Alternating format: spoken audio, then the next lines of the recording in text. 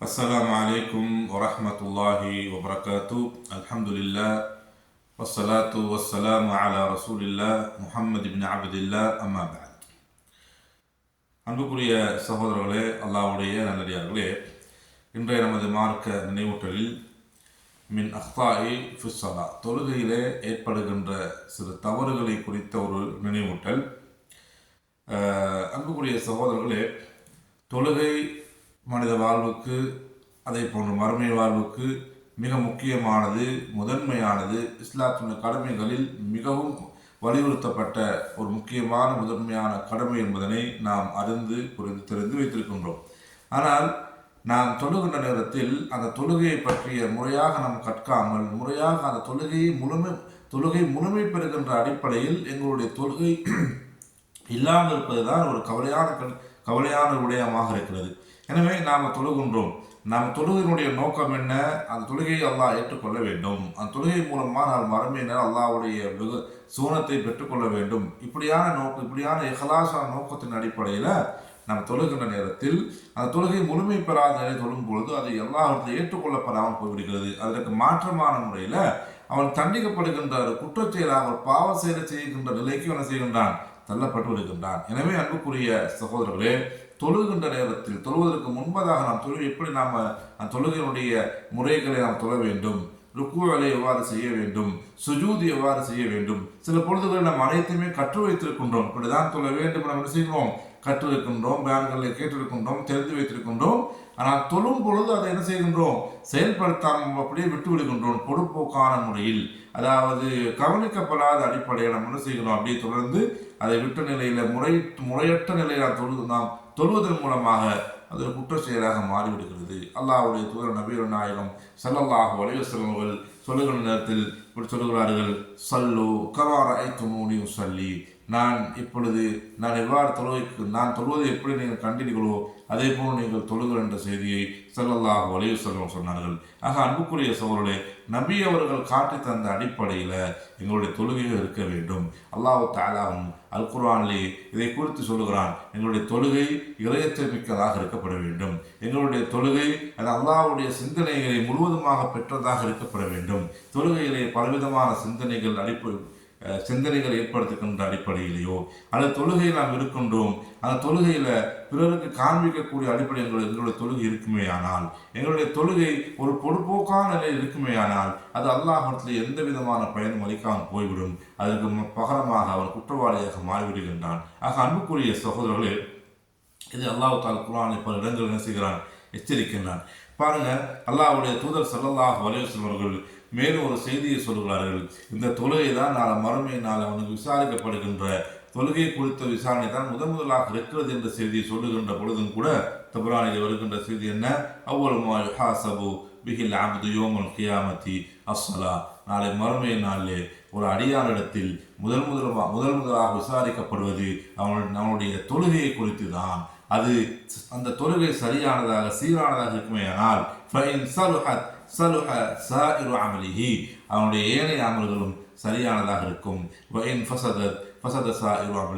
அவனுடைய தொழுகை சீர்கட்டதாக, அது முறையற்ற அடிப்படை சீர்கட்டதாக இருக்குமே ஆனால் அடுத்து வருகின்ற அனைத்து செயல்களும் அனைத்து விஷயங்களும் அதாவது சீர்கட்டதாகத்தான் இருக்கும் என்ற செய்தியை அல்லாஹ்வுடைய தூதர் ஸல்லல்லாஹு அலைஹி வஸல்லம் சொன்னார்கள். எனவே அன்புக்குரிய சகோதரர்களே, தொழுகை மனித வாழ்வுக்கு மிக முக்கியமானது, மறுமை வெற்றிக்கு மிக முக்கியமானது என்பதனை நாம் அதை புரிந்து கொள்ள வேண்டும். தொழுகை பொடுபோக்கான விட்டுவிடக்கூடாது என்பதனை எல்லாம் நாம் அறிந்து தெரிந்து வைத்திருக்கின்றோம். அது நாம் கவனமாக எச்சரிக்கையாக இருக்கப்பட வேண்டும். அன்புக்குரிய சகோதரர்களே, இப்படியாக நாங்கள் தொழுகின்ற பொழுதும் கூட தொழுகையாளிகளாக இருக்கக்கூடியவர்களும் கூட இந்த தொழுகையிலே சில தவறுகளையும் செய்கிறார்கள். அந்த தவறுகளை தொடராக என்ன செய்கிறார்கள்? செய்து கொண்டிருக்கின்றார்கள். அந்த தவறுகளை நாம் திருத்திக் கொள்ள வேண்டும். அல்லாஹ்வுடைய தூதர் ஸல்லல்லாஹு அலைஹி வஸல்லம் அவர்கள் சொல்லுகிற நேரத்தில் லா துஜ்ஸிஉ ஸலாத்துன் லிஅஹதின், ஒருவருடைய தொழுகைக்கான தொழுகிறார், அந்த தொழுகை கூலி வழங்கப்பட மாட்டாது. யாருக்கு? லா யுகீமு ஃபீஹா ظஹரஹு ஃபில் ருக்கூஇ வஸ்ஸுஜூதி, சுஜூத் ருக்கூல அவருடைய முதுகை நேராக வைக்கவில்லையோ, சரியான முறையில் ருக்கூஅலை சுஜூதுகளை யார் சரியான முறையில் செய்யவில்லையோ அவர்களுக்கு அந்த தொழுகையை கொண்டான கூலி வழங்கப்பட மாட்டாது என்ற செய்தியை அல்லாஹ்வுடைய தூதர் ஸல்லல்லாஹு அலைஹி வஸல்லம் அவர்கள் எச்சரிக்கின்றார்கள். ஆக அன்புக்குரிய சகோதரர்களே, தொழுகையில் மிக முக்கியமானது ருக்கூவும் சுஜூதும் தான். அந்த ருக்குவை நாம் சரியாக செய்ய வேண்டும். அதே போல் சுஜூதையும் சரியாக செய்ய வேண்டும். அதை குறித்து அல்லாஹ்வுடைய தூதர் ஸல்லல்லாஹு அலைஹி வஸல்லம் அவர்கள் மேல் ஒரு செய்தியை சொல்கிறார்கள். எப்படின்னு பார்த்தீங்கன்னா, அண்ணன் நபி ஸல்லல்லாஹு அலைஹி வஸல்லம் கால, அல்லாஹ்வுடைய தூதர் நபிகள் நாயகம் ஸல்லல்லாஹு அலைஹி வஸல்லம் அவர்கள் சொல்கிறார்கள், அஸ்வஉன் நாஸி அல்லதி யஸ்ரிகு மின் ஸலாத்திஹி, மனிதர்களில் மிக மோசமானவன் யாருன்னு கேட்டீர்களே, ஆனால் யார் என்றால் யஸ்ரிகு மின் ஸலாத்திஹி, தொழுகையிலே திருடக்கூடியவன், தொழுகையில திருட. அப்ப அல்லாஹ்வுடைய தூதர் ஸல்லல்லாஹு அலைஹி வஸல்லம் காலு யா ரசூலல்லாஹ் வ கைஃப யஸ்ரிகு மின் ஸலாத்திஹி, ஒரு மனிதன் எப்படி தொழுகையிலே திருட முடியும் என்று கேட்ட நேரத்தில் கால லா யுத்திம்மு ருக்கூஅஹா வலா சுஜூதஹா, அவன் ருக்குவிலே முழுமையாக ருக்குவை பூர்ணப்படுத்துவது கிடையாது, அதே போன்று சுஜூதையும் பூர்ணமாக செய்வது கிடையாது. ரெண்டிலுமே குறைபாடுடையதாக என்ன செய்கின்றான்? ருக்குவையும் சுஜூதையும் செய்கின்றான். இதுதான் தொழுகையிலே ஒரு திருட்டாக இருக்கிறது. மேலும் ஒரு ரிவாயத் எப்படி வருது?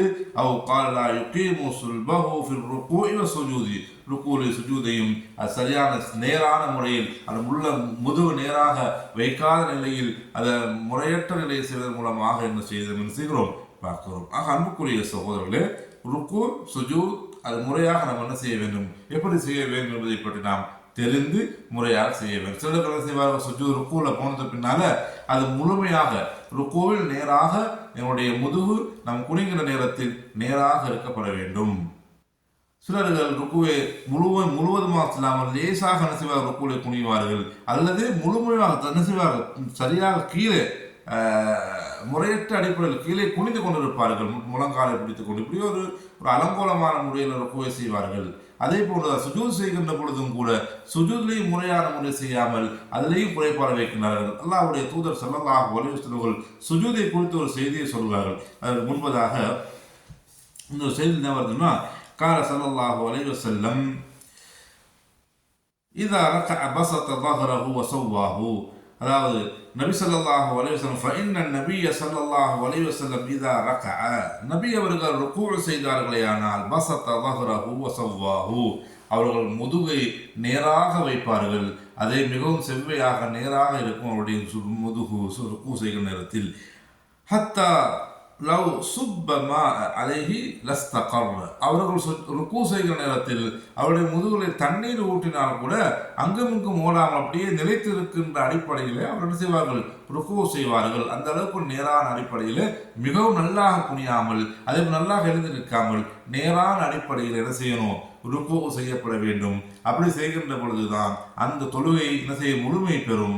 ருக்கு முழுமை பெறுவதன் மூலமாக தொழுகை முழுமை பெறுகின்ற அடிப்படையை என்ன செய்யணும், அது மாறிவிடும். அதே போல பாருங்க, இன்னொரு ஹதீஸ் என்ன வருது, கான ரசூலுல்லாஹி ஸல்லல்லாஹு அலைஹி வஸல்லம் இதா ரகஅ ததல,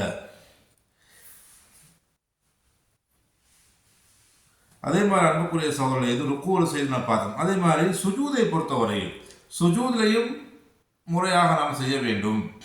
சுஜூது கால்களை சரியான முறை பின்னங்கால்களை வைக்கப்பட வேண்டும், நெற்றி பட வைக்க வேண்டும், நெற்றி மூக்கு சரியான முறையில் இருக்க வேண்டும், உங்களுடைய கைகள் விரல்கள் சரியான முறையில் அமைக்கப்பட வேண்டும் என்ற அமைப்பை நாம் கற்றுக்கொள்ள வேண்டும், தெரிந்து கொள்ள வேண்டும். அதை குறித்தும் நபியுல்லாஹி ஸல்லல்லாஹு அலைஹி வஸல்லம் அவர்கள் ஒரு செய்தியை சொல்கிறார்கள், உமிர்து அன் அஸ்ஜுத அலா சப்அத்தி அஅதுமின், நான் நான்கு அதாவது ஏழு உறுப்புகளின் மீது நான் சுஜூத் செய்ய வேண்டும். அதாவது நாம் சுஜூத் செய்கிற நேரத்தில் நம்முடைய 7 உறுப்புகள் என்ன செய்யணும், அது நிலத்தில் பட வேண்டும் சொல்லிவிட்டு என்ன சொல்றார்கள், ஒன்றாவது அல் ஜப்ஹத்து அஷார பியதிஹி அலா அன்ஃபின், நெற்றியும் மூக்கும் சுஜூதின் போது நாம் நிலத்தில் பட வேண்டும். அதே போன்று வல் எதைனி, 2 கைகளும் என்ன செய்யணும், சுஜூதிலே சரியான முறையிலே இருக்கப்பட வேண்டும். அதே போன்று வல் ருக்குபத்தைனி, 2 முழங்கால்கள். அதே போன்று அத்ராஃபுல் கதமைன், அதாவது கால்களுடைய விரல்கள் அப்படி மற்ற அதாவது நெட்ட நிலையில சரியான முறையில அவைகள் செய்யப்பட வேண்டும். இந்த 7 உறுப்புகள் என்ன செய்யணும், சுஜூதின் போது நிலத்தில் சரியான முறையில் இருக்கப்பட வேண்டும்.